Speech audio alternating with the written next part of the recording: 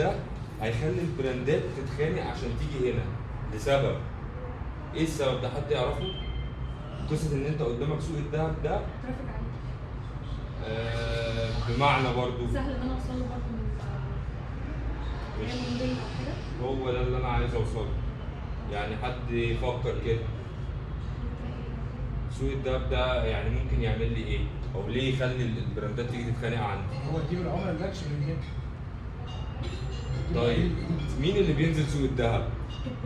تجار الدهب. لا سوق الذهب اللي بينزلوا الستات. طبعا الستات بتنزل سوق الذهب، هم اللي بينزلوا يشتروا الشبكه، اللي بيحبوا يشتروا كل ما واحده بتحوش قرشين كده ايه. هنا يكون في مصانع التجار نفسهم.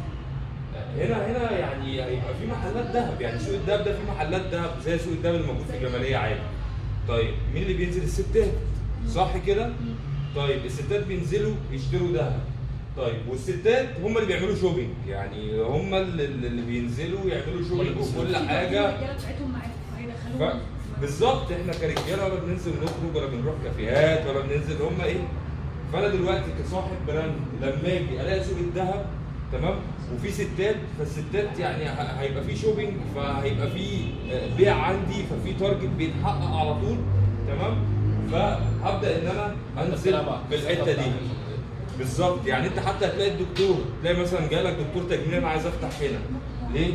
الستات هتنزل هتشوف العياده بتاعتي، هطلع هعمل بوتوكس، هعمل فيلر، هعمل مش عارف ايه الحاجات دي كلها، هندخل المول هنعمل شوبينج تمام.